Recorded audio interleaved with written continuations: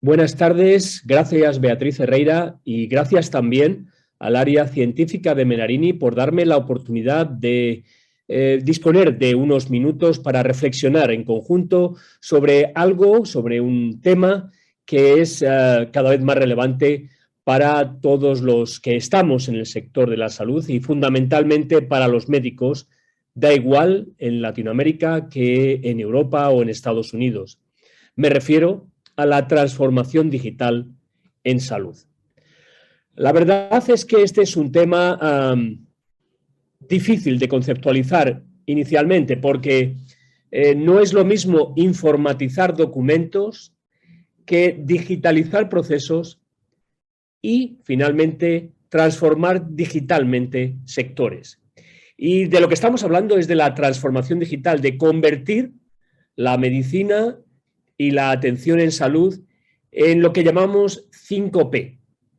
Una medicina preventiva que intente evitar la aparición de enfermedades, predictiva, que a través de la acumulación de datos y el análisis avanzado nos permita saber cuándo existe un mayor riesgo de que se produzca una alteración en la salud de las personas y, por tanto, podamos hacer esa medicina preventiva, que además sea personalizada, es decir, que podamos identificar las características de cada persona que nos permiten después desarrollar tratamientos específicos dirigidos contra las características patológicas que esa persona presenta y con su propia enfermedad, participativa, que las personas se sienten, trabajen junto con los médicos para poder tomar decisiones compartidas y, finalmente, poblacional.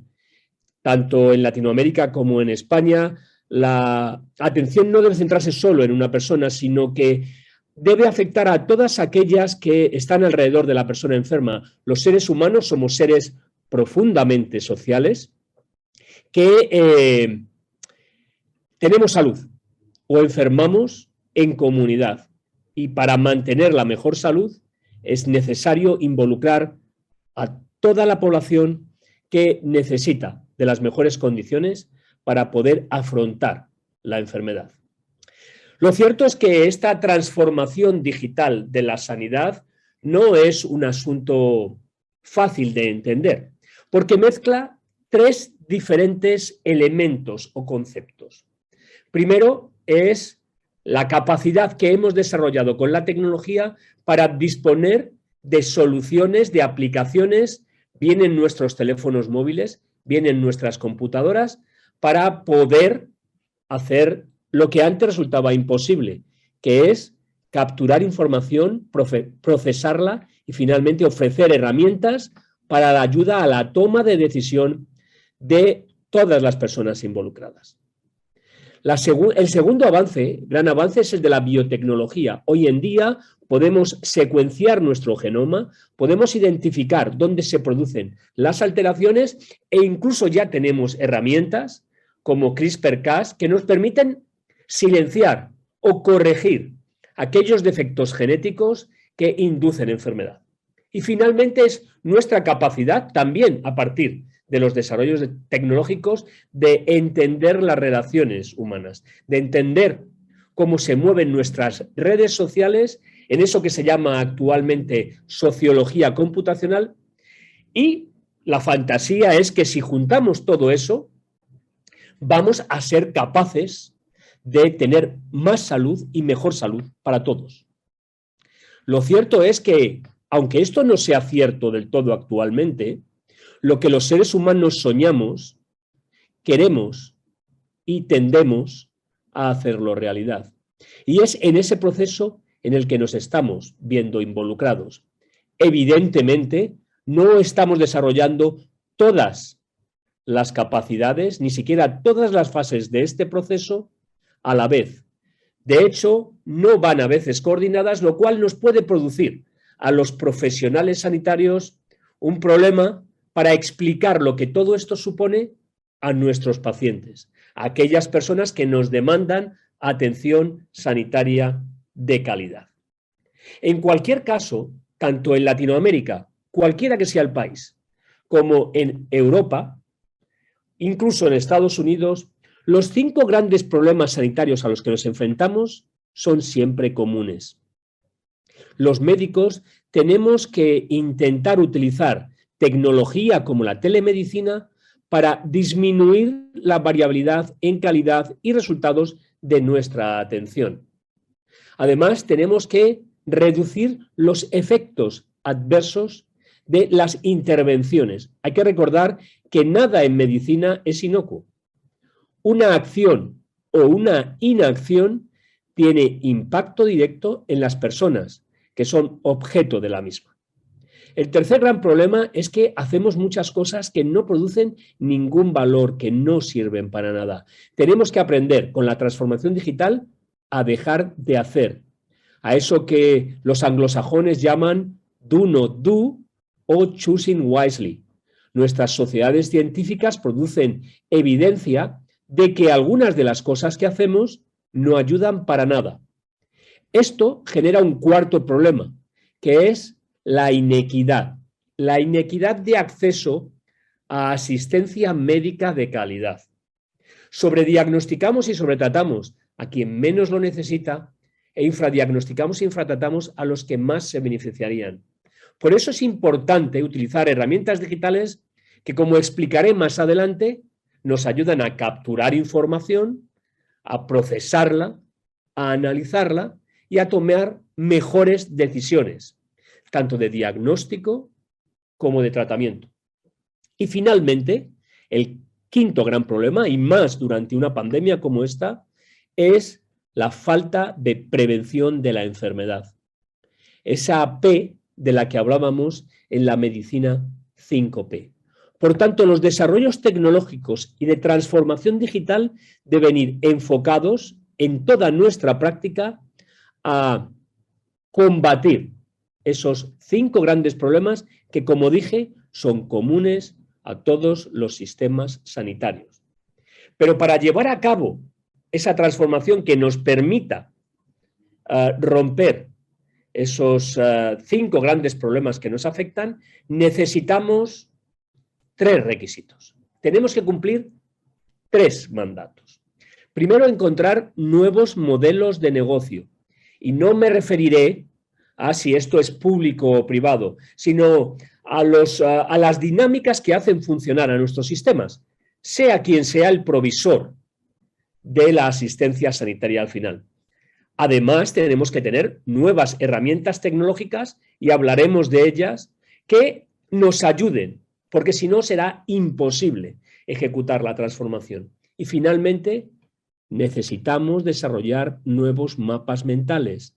Tenemos que dejar de trabajar y de pensar como hacíamos antes. Tenemos que ser capaces de adquirir nuevas culturas, nuevos modelos que nos ayuden a colaborar para responder a un contexto social que está en cambio continuo.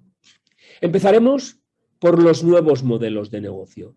Hasta ahora, los sistemas sanitarios y los médicos hemos funcionado de acuerdo a un principio descrito ya en el Tratado Kezubot del Talmud, que decía muy brevemente: el paciente da dinero al médico, no hablaban de paciente, hablaban del enfermo. El enfermo da dinero al médico, quizá se cure, quizá no se cure. Esto ha funcionado hasta el siglo XXI, lleva siglos de funcionamiento. Sin embargo, no parece lógico que algo escrito en los tiempos del Talmud, en los cuales el médico tenía un impacto nulo prácticamente en la expectativa de vida y en la calidad de vida de los pacientes. Y lo que pasa en el siglo XXI, donde tenemos intervenciones que sabemos que son efectivas y seguras, no puede aceptarse.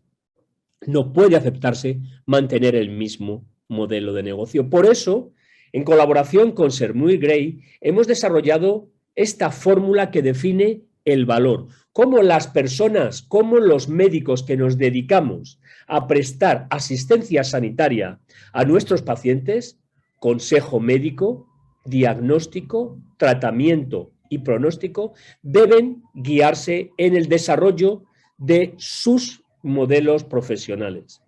El valor que Michael Porter en la Harvard Business School describía como resultados que importan a los pacientes dividido por los costes, nosotros lo hemos avanzado más.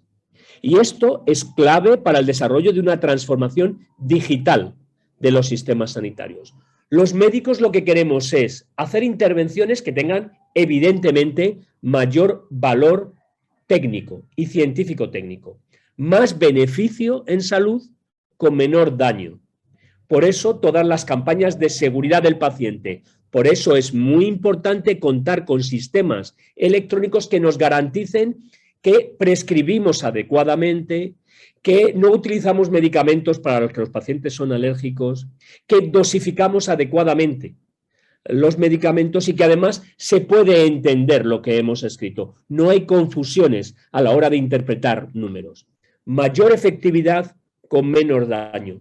Y eso multiplicado por lo que importa a los pacientes, porque los pacientes evidentemente quieren intervenciones que sean, desde el punto de vista farmacológico o quirúrgico, de mayor beneficio con menos daño, pero sobre todo, primero, que mejoren los resultados que les importan a ellos, eso se llaman PROMs, Patient Reported Outcomes en inglés, y para eso necesitamos sistemas electrónicos que nos permitan capturar esa información, y también una mejor experiencia del paciente en su relación con el médico y con los sistemas sanitarios. Eso se llaman PREMs, Patient Reported Experience Measurements.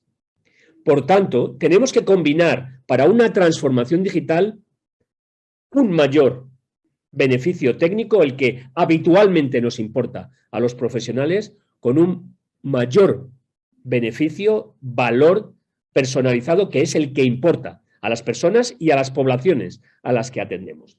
Y eso dividido por los costes. Uno es el dinero, evidentemente la cantidad de dólares, de euros, de la moneda que tengan que pagarnos, el tiempo que tardan en solucionar su problema de salud y finalmente el impacto medioambiental que tiene lo que hacemos con estos pacientes.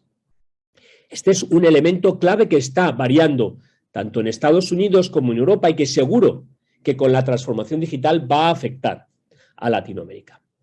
Y con todos esos datos tenemos que ser capaces de crear lo que denominamos lago de datos, y esto es un trabajo en el que estamos empeñados en la unidad de innovación del Hospital Clínico San Carlos, para luego utilizar herramientas que ayuden a los médicos, a los gestores y a los pacientes a tomar las mejores decisiones posibles. Y esto tiene que ver con la analítica de datos o lo que se llama inteligencia de negocio, el proceso, el procesamiento de la minería de procesos, de lo que también enseñaré algún ejemplo, y finalmente lo que es tan popular y que no todo el mundo realmente llega a utilizar, que es la inteligencia artificial. Pero para eso tenemos que tener datos, y nuestros datos y datos de calidad, porque sin datos de calidad, el Big Data, las grandes y enormes, masivas cantidades de datos que no se pueden procesar con las técnicas estadísticas habituales, no son veraces, ni viables, ni tienen un volumen que se puedan manejar. Nosotros en nuestro hospital disponemos de un sistema de historia clínica electrónica, que es más que un sistema de historia clínica electrónica, porque tiene otros aspectos como el gestor de pacientes para las citas, la petición electrónica para las pruebas y la propia historia clínica electrónica. Se llama Seleni. Estamos ahora mismo en un proceso de implantación. Previamente teníamos un modelo de HP GIS, y ahora mismo estamos poniendo en marcha un modelo que se llama Selene, que además nos va a dar la capacidad en el futuro para crear herramientas de ayuda a la toma de decisión clínica de los médicos, de manera que descarguemos en cuanto a los clics y al tiempo que tienen que dedicar a los médicos de la utilización del sistema. Queremos que los médicos tengan más tiempo para mirar a la cara a los pacientes y que tengan que pasar menos tiempo tecleando información en el sistema. Pero en cualquier caso, sin los datos que tenemos en los sistemas de historia clínica electrónica, es imposible hoy en día realizar una medicina de calidad.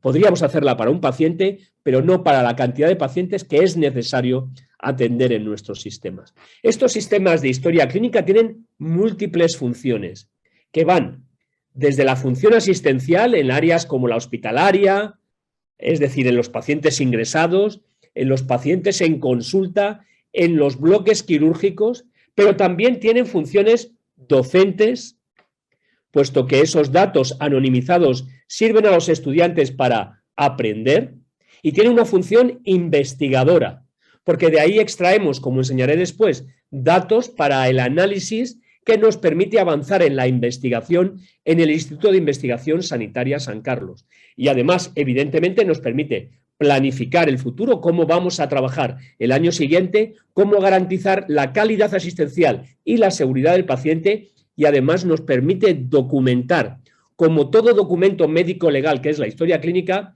lo que puede ocurrir con algunos de estos pacientes si los jueces nos requieren esta información. Y lo hacemos de una manera segura, trazable y siempre disponible para las autoridades.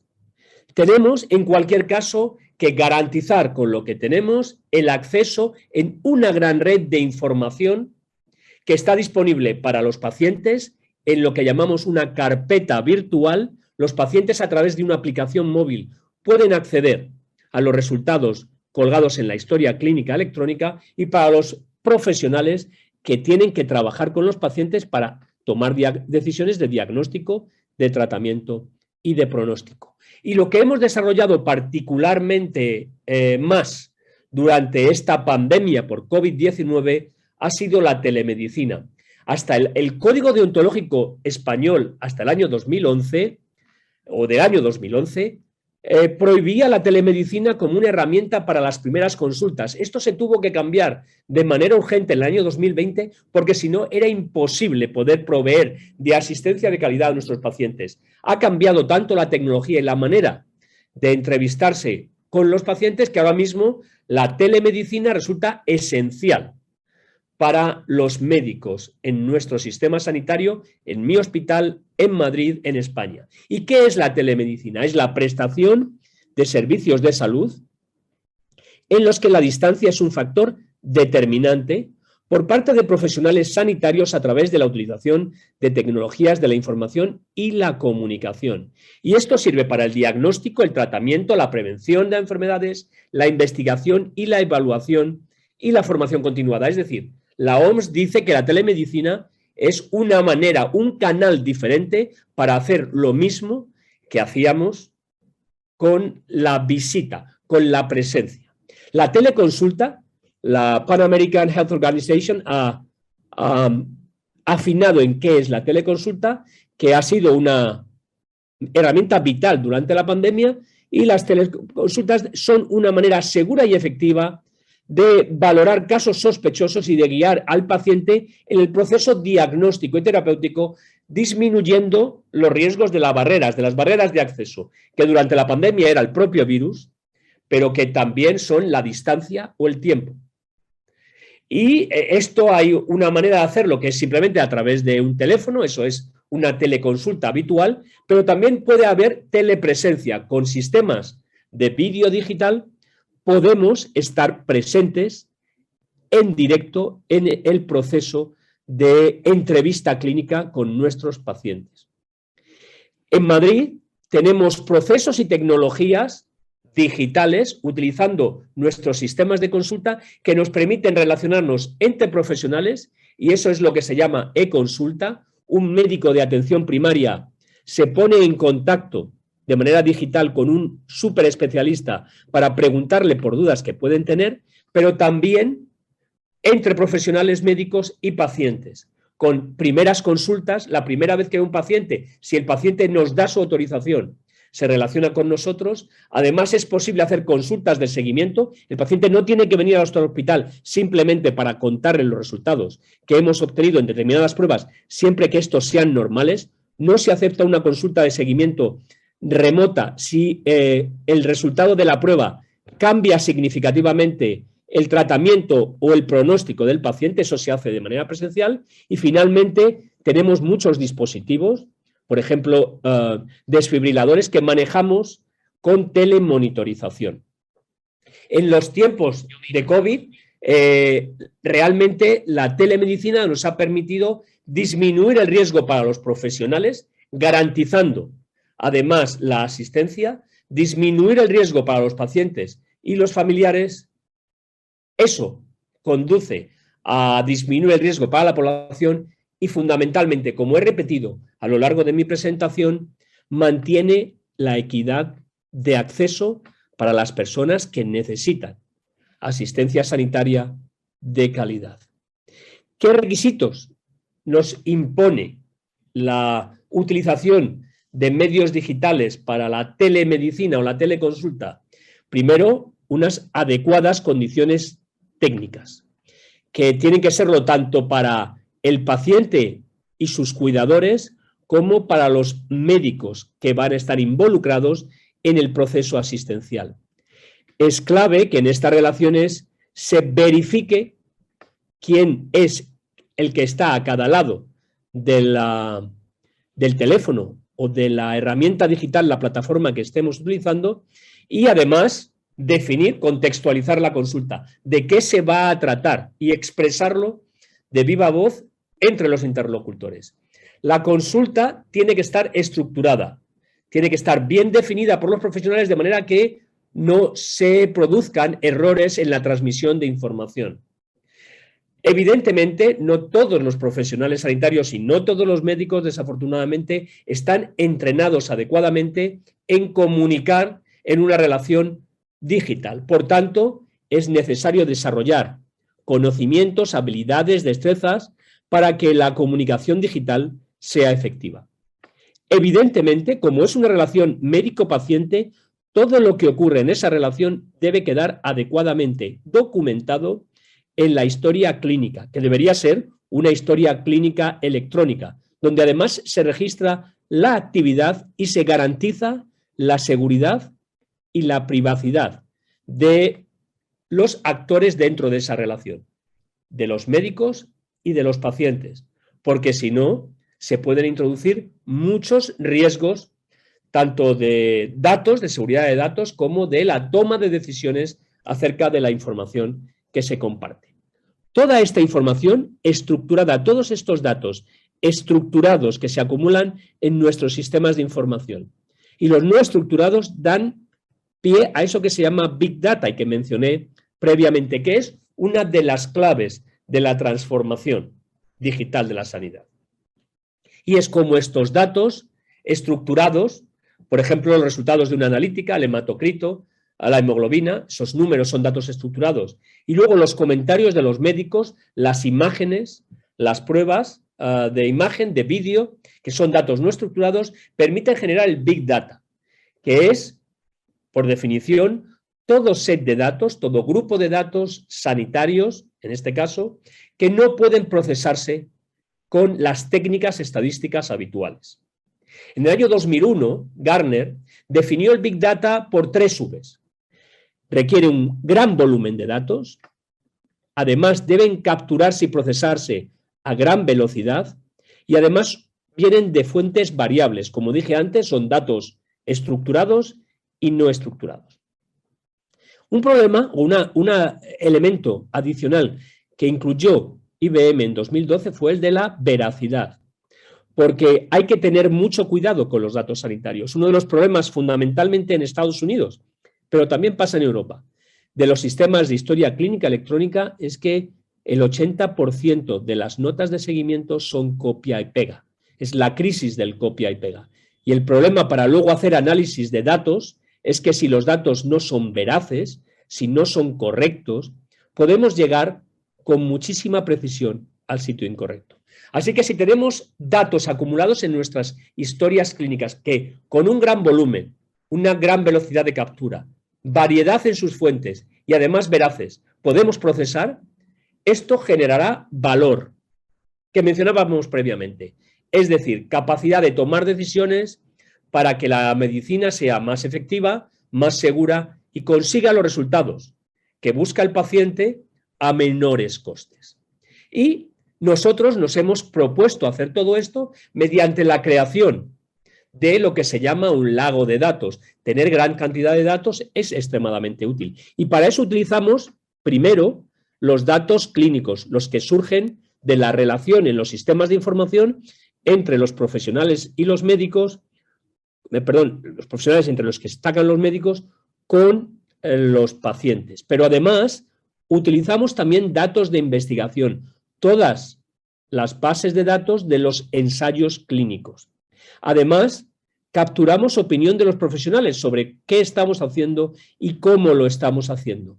También somos capaces de meter la opinión de los pacientes, como mencioné al principio. Para calcular el valor es esencial conocer lo que los pacientes opinan y finalmente todos los datos que están disponibles, por ejemplo el tiempo, los tweets, los posts en Facebook, todo eso crea lo que llamamos un lago de datos que luego podemos utilizar para generar herramientas que nos garanticen con una buena calidad de datos todo esto que contamos a continuación, la explotación de ese lago de datos. Primero, para la clínica, para generar cuadros de mando que ayuden a los profesionales a saber cómo están sus pacientes y si las decisiones que están tomando son útiles, y después, mediante la minería de datos, la minería de procesos, ver los resultados que estamos obteniendo en realidad, no los que imaginamos, sino lo que estamos obteniendo. Y esto voy a enseñar un ejemplo de lo que se puede conseguir sin gastar mucho dinero. Esto no requiere una gran inversión. Por ejemplo, esta es la visualización dinámica de datos en cardiología para un cuadro de mando en insuficiencia cardíaca. Aquí se puede ver cómo vemos variables, diagnósticos secundarios, utilizamos el CIE-10 y en tiempo prácticamente real vemos la pirámide poblacional, los diagnósticos, los tratamientos y cómo varían en función del grupo de edad que estamos seleccionando. Podemos incluso llegar a un análisis individual. También podemos analizar las prescripciones, qué tratamientos se están utilizando. Todo esto es posible porque los datos están guardados en el sistema de información digital. Si no, no podríamos saber lo que estábamos haciendo. Y no solo eso, sino que también podemos hacer análisis inferenciales para entender si lo que estamos haciendo está mejorando o no y cómo podríamos tomar mejores decisiones para ayudar a nuestros pacientes a mejorar su estado de salud. Esto lo hemos utilizado tanto en la práctica clínica, y este es un ejemplo, donde evidentemente, como es para uso primario de los datos, se dejan los datos identificativos de los pacientes y podemos llegar a saber exactamente cómo un paciente está evolucionando, y cuando lo hacemos para investigación, anonimizamos la información, lo alojamos en un servidor de la Fundación de Investigación y de esta manera podemos generar investigación de calidad basada en grandes volúmenes de datos de pacientes. Pero además, con los datos que disponemos en la administración, procesarlos hace posible que entendamos cómo circulan los pacientes por nuestro sistema y dónde aparecen los cuellos de botella para la asistencia sanitaria. Y si lo que decimos que hacemos en las guías de práctica clínica luego ocurre de verdad. Y voy a poner un ejemplo. Este es el recorrido de los pacientes analizado mediante minería de procesos con una herramienta Open Access, es barato. Lo importante es tener los datos digitalizados para que vean cómo fluyen los pacientes por nuestro sistema, desde el diagnóstico a la cirugía, al primer ciclo de tratamiento, cómo salen del sistema. De esta manera podemos analizar cómo se comporta el grupo globalmente, pero también podemos conocer cómo responde un paciente en particular. De manera que optimizamos tanto el trabajo de los médicos como el funcionamiento del sistema para garantizar el mejor resultado. Porque este es el recorrido clínico esperable, el que todos pensamos que llevan nuestros pacientes, y en realidad estamos perdiendo mucha eficiencia, estamos gastando muchos recursos porque los pacientes no recorren ese circuito, recorren esta maraña de rutas diferentes que solo es posible entender porque tenemos los datos acumulados en nuestras historias clínicas y en nuestros sistemas de información digitalizados. Comparando, por ejemplo, cómo es la guía de práctica clínica en el carcinoma de mama, en el carcinoma de colon recto o en el carcinoma de pulmón. Y conocemos los tiempos que tardan los pacientes en llegar de un sitio a otro y dónde se producen, como mencioné anteriormente, los cuellos de botella. Además, somos capaces, mediante herramientas computarizadas de ayuda a la toma de decisión, de generar soluciones que facilitan la toma de decisiones específicas con pacientes. Por ejemplo, en la hiponatremia, a través de la computarización de guías de práctica clínica, utilizando herramientas de inteligencia artificial como el clustering, el bagging o el random forest, al final podemos, para un paciente concreto y con unos resultados de la analítica específicos, sugerir, que no ordenar, sugerir al clínico que el diagnóstico más probable en un paciente con una hiponatremia es una hiponatremia euvolémica por síndrome de secreción inadecuada de DH. Y damos los argumentos para que se justifique esa decisión. No es puro capricho, es que los datos que contienen nuestros sistemas de información están en favor de un determinado diagnóstico. Es más, hemos desarrollado junto con Fujitsu sistemas cognitivos para ayudar a los psiquiatras en la toma de decisiones. There's no other sector, healthcare, where the core should be human-centric. The fact that Fujitsu adheres itself to human-centric innovation makes possible the transformation of healthcare. For us, mental health is a real issue. Medicine and psychiatry deal with a limited set of data, and based on experience, you diagnose patients, you label them, and you treat them according to that label. As humans, we are very good at integrating some data, but a very limited set of data, and then make decisions. And we call that intuition and clinical judgment. That is useful when you deal with a very limited number of patients. Computers are much better than us at managing large quantities of data. If we have the opportunity to have a whole information about a group of patients similar to our patient, a specific patient, I think it is very good support for doctors. With big data and cognitive technologies, we can do things that were not done before.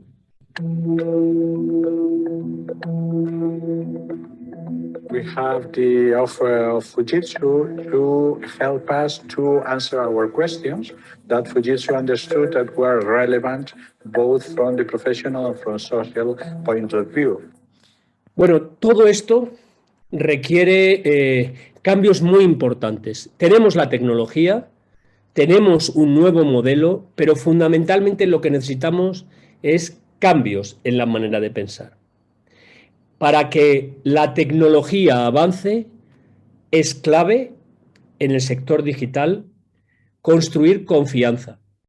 Confianza de los profesionales en las herramientas que tienen, que son muy útiles. Disponer de un sistema de información que nos ayude a mantener ordenada, bien seleccionada y disponible en el momento adecuado la información resulta clave. Sin eso, es muy difícil avanzar en la transformación digital y en obtener las mayores ventajas en cuanto al conocimiento que va creciendo de manera exponencial. Además, necesitamos tiempo. Y uno de los retos para los profesionales y para las herramientas digitales que tienen que utilizar es disponer de más tiempo para la interacción entre personas y menos tiempo dedicado al papel o, por supuesto, a las pantallas de ordenador. Ese es, sin duda, un reto que no solo afecta a España, sino también al resto de Europa y Estados Unidos, y es que nuestras herramientas tienen que ayudar a los profesionales, no convertirles en esclavos. Y toda esa información tiene como objetivo de beneficio los pacientes. Si los pacientes no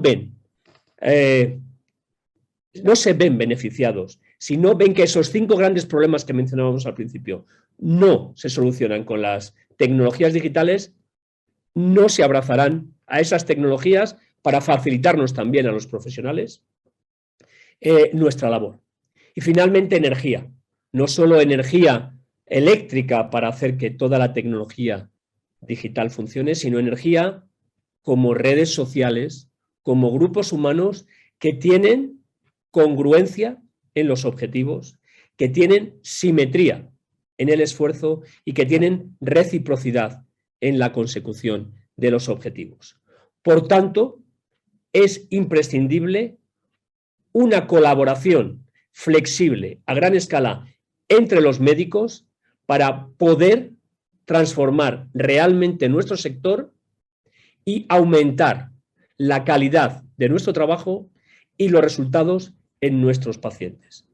Si no, va a ser extraordinariamente difícil responder, por un lado, a las crecientes demandas de la sociedad y, por otro lado, a la creciente, casi inmensa, cantidad de conocimiento que tenemos disponible en este momento. Muchas gracias.